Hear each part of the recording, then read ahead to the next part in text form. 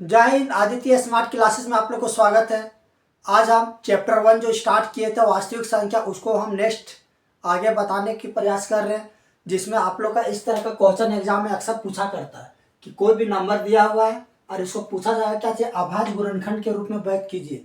चाहे इसमें आपका देखिए MCQ और ये लॉन्ग 2 या 3 नंबर का क्वेश्चन इस तरह से आता है।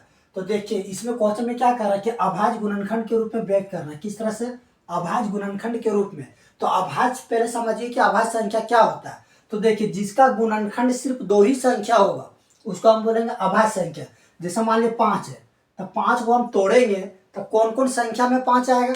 तो एक आएगा, एक से तो सेल्फ तो डिवाइड होते रहेगा और एक आ जाएगा 5। तो ये मेरा 2 ही संख्या ऐसा है, 1 और 5, जो 5 का क्या है, फैक्टर है। अब जैसे मान लीजिए अगर हम 6 कौन कौन टेबल में आता है? 1 के टेबल, 2 के टेबल, 3 के टेबल, 6 के टेबल।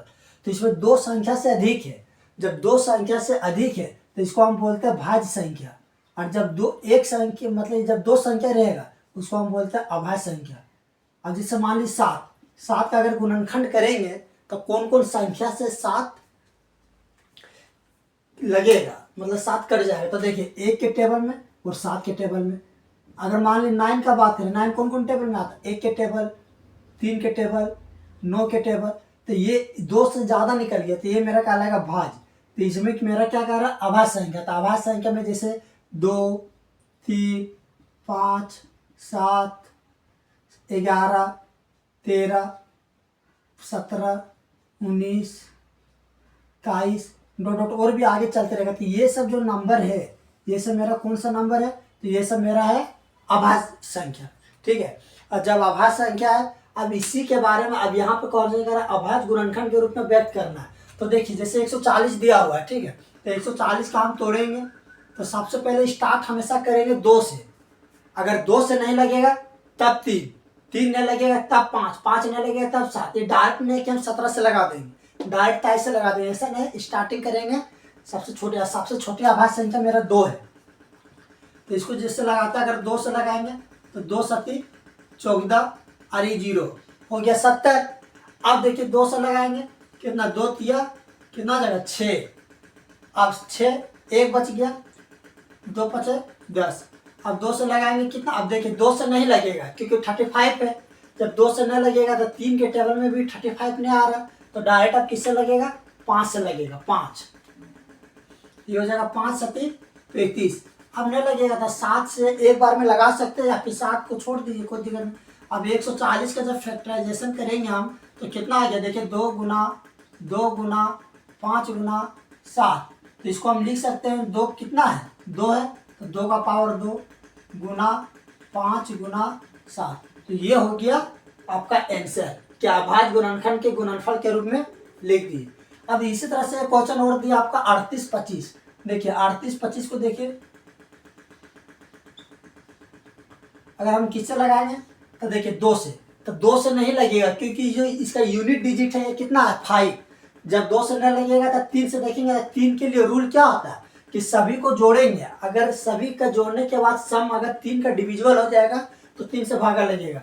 जैसे 5 और 2 7, 7 3 10 और 8 18, 18 आ गया तो 3 से लग गया। तो हम यहाँ पर क्या कर सकते हैं? 3 से लगा सकते हैं। तो 3 से लगाइए पहले। देखिए 3 से लगाएंगे तो कितना जाएगा? 3 एकम 3। अब यहाँ 8 आ गया तो 3 के टेबल में 8 नहीं आता, 8 से कम 6, यानी कि 3 दूनी 6। अब कितना बच गया? 2। यहाँ जाएगा 22, 3 सती 21, 1 3 पचे 15। अब देखिए फिर 3 से चेक कीजिए, लगेगा 2 से तो नहीं लगेगा क्योंकि लास्ट में 5 है।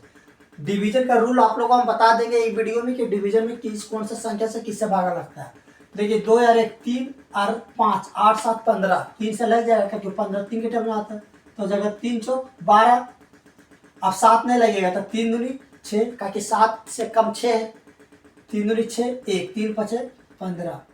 अब देखिए 4 और 2 6 5 11 11 आ गया, 3 से नहीं लगेगा। तो अब 5 से देखिए, तो 5 से जब देखेंगे कितना जाएगा? 5 5 8 40, 5 8 हो गया 40। अब बच गया यहाँ पर 2, 5 8 40 2 और 5 25, 25 हो गया। फिर 5 से फिर लास्ट में 5 है, 5 से लग जाएगा 5 है 5, कितना बच गया? 3। 35, 5 सत्ते 35, 5 से 17, अब नहीं लगेगा। अब जब नहीं लगेगा तो इसको हम अभाज्य गुणनखंड कर देंगे। 3825 का फैक्टराइजेशन करेंगे, कितना आ जाएगा? 3 गुना 3 गुना 5 गुना 5।